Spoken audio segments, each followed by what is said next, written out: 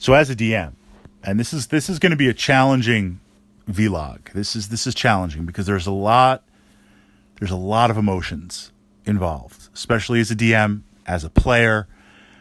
And if you're a new DM, it's going to happen. So we want to have a couple of tools to begin to deal with it. How do you deal with player death, with character death in D&D? So as a player, you physically put in physical lifeblood, physical hours of your life. Time well spent, of course. But you've put in weeks, months. A campaign from a while ago, my sorcerer, Raziel Araya, started out at level 1. We were in the Forgotten Realms. DM, my friend Lee, fantastic DM. Amazing DM. Anytime he runs a game, I'm like, I'm in. Whatever time, whatever place, I will be there. We started out at level 1. And weekly, we were playing D&D. We played every Thursday weekly, the group, over the course of almost 2 years. And we missed maybe, honestly, I mean, Lee is committed to his craft, an amazing DM. We missed maybe 5 gaming sessions because, like, one fell on the 4th of July. One might have been Thanksgiving. But he was there every week putting out awesome content. I brought my sorcerer to level 16. Playing every week to level 16, and I enjoyed every moment of it. I'd be crushed if he died. I would. I mean, that's real-time investment. So as a DM, how do we deal with that? And some of my characters have died gloriously. Other characters died pretty fast. We played some hardcore AD&D adventures, and I was playing a wizard. I only had 1 hit point. Roll for hit points, 1d4, no con bonus. I have 1 hit point. I got hit by a giant toad. A giant toad literally smashed me with its tongue and killed me as a wizard. First turn out. And the DM was like, okay, we're literally 10 minutes into the adventure. Can you roll up another character quickly? So it happens. But if you've been investing a lot of time as a player into the game, that's a tough blow. So as a DM, we need to be fair.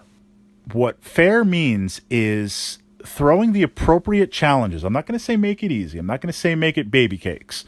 But where the characters are in the moment of the narrative, of the story, give them all the cues. Let them make the choice. Do you want to go through with this encounter, or do you not want to go through? Do you stand a chance to win? They have to own it. They have to own the tactics. If that barbarian runs off taking on the undead horde and dies, did I really do that as the DM? I didn't railroad you. You made those choices. So that's kind of the first thing. We have to realize and allow our players to grow and make mistakes and see what happens. Now, a lot also depends on the expectation of the campaign and where they are. So we covered this. I pushed this up to my channel yesterday. This idea, and it's in the playlist, this idea of level 0, of campaign 0, of adventure 0, where you sit down before the game as you're generating characters, and what are our expectations? So am I running a classic AD&D adventure that's going to be very hard, and it's almost hardcore mode, where, look, 10 of you in the party, take a look to your left, take a look to your right. One of those players is literally going to die on the first level. This is a hard adventure. You go in expecting it. Risk versus reward. Or do we say, look, this adventure is going to be more narrative. It's going to be more politic, back and forth, negotiation. So death is probably not going to happen as much. We kind of determine and get a group consensus of what kind of adventure we want to play, what type of campaign we want to play. Death at the lower levels, death level 1 to 4 is kind of permanent. And that's kind of interesting because in a game of D&D, nothing is permanent.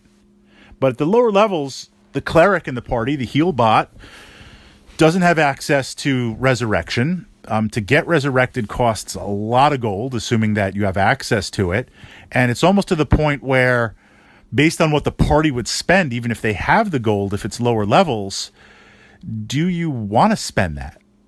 Naturally, once you move to the higher levels, 6 to 8, 8 and higher, resurrection almost becomes commonplace. So death has less of an effect, even if you're playing with experience point penalties or other penalties. It's not as permanent. So it's a question of how, when, and where the character dies. But death is not permanent as in D&D. So two options the way to handle it. The first is to kind of continue the bloodline, to kind of continue the story, almost like an Infinity Blade type aspect. So I was playing a character, Valius. He was a paladin, and in his bio, in his character personality that I was playing, he wanted to restore his family honor. In his family, his cousin Jason was also a knight. He was a knight, and Jason went kind of blackguard, went a little rogue. And ever since then, not only has he been trying to track him down, find his cousin, track him down, but also make amends for the stain on his family honor. And I've played Valius through many campaigns and in many incarnations. In one game, he died. He got killed. So now, who's going to pick up that banner? So we had literally another family member. News was delivered that Valius was killed. And the DM allowed Valius's Warhammer and shield, Magic Warhammer, Magic Shield, to be delivered to next in the family. And that next in the family literally assumed the name Valius II and went out and continued it. So even though the character's dead, the character sheet's dead, that sounds so final just saying that. I need to soften that a little bit. You can continue the emotional investment in the character. As a DM, you can offer that to your player. The second way with character death, I was going to say never underestimate the greed of the rogue or the assassin or the thief class in the party. But as a DM, be ready to innovate in a moment. Be ready to just flip the table, flip the script, and if in doubt, I was going to say roll the dice. Go for it. Why not? So we were playing in a campaign, Forgotten Realms, and the party, I want to say, was around level 5 or 6.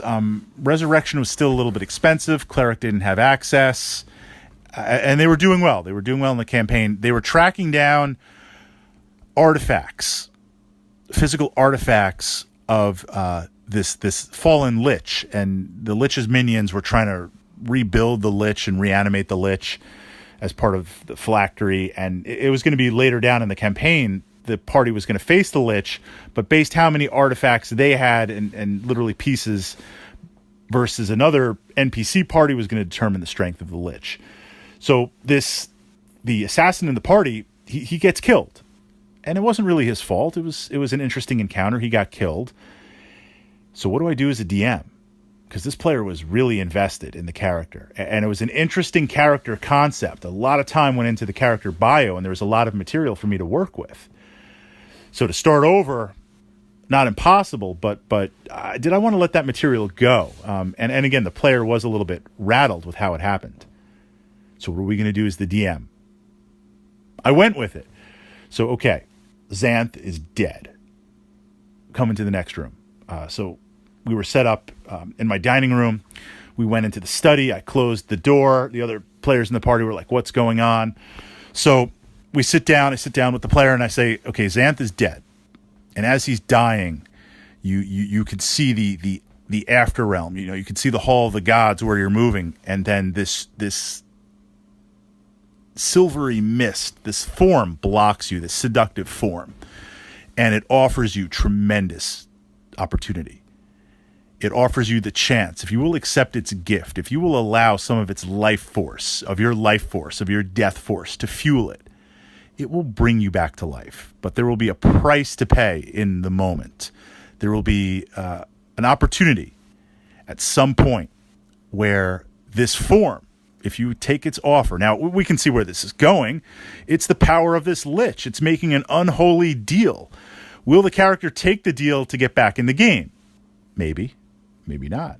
But if I sweeten it with a kind of one time a day power that you can utilize or a little boost, the lich will give you a little bit of its soul and boost your con from 18 to 20. Will you take it? But the deal is, if you take this, and I didn't say it was the lich, but we know how it is. If you take this deal, then I will ask you to do something, and you cannot resist. You have to do it. And as the DM, I said, the way that's going to play out is for one action, whether it's in combat, an encounter, or out of encounter for one turn, one action, at some point between now and the end of the campaign, I can decide what you're going to do, and you have to do it. You have to do it. I don't know what that's going to be as a DM, but I'm going to use that at some point. The Lich is going to use that. The Defiler is going to use that at some point. Do you take the deal? You have to decide right now. And I think I have this giant ornate glass timer that is 2 minutes on my desk in my study. I flip it over. I'm like, the deal is going. This is your soul. This is your life force crossing the abyss into the afterlife. Do you accept it? Of course he accepted it. He's an assassin. Any chance for power, any chance for everything. So we go back to the table, and the rest of the players are like, what's going on? And so, you see Xanth, his broken body. You see it reanimate. You see him suddenly choke up, and it's almost like the fatal final blow pierced through his lungs has healed. Somehow, the gods have intervened. The party doesn't know what to make of this. Xanth got a little boost. He's not saying anything, and we continue on. So that was an example of, you're the DM. You can do whatever you want. You can be fair. You can be not fair. But even something and it is traumatic. I mean, I've lost some characters and been bummed for a while, for like a week. I'm like, oh man, even characters that I played in multiple campaigns. I'm like, I can't believe it. Wow. As a DM, nothing's permanent. In D&D, Dungeons and Dragons, nothing's permanent. Take that chance. Make a deal. See what you can do. See how you can resurrect or bring that character back into the game in some capacity. Don't let death be permanent, because in D&D, death is never permanent unless it's AD&D and it's a hardcore adventure.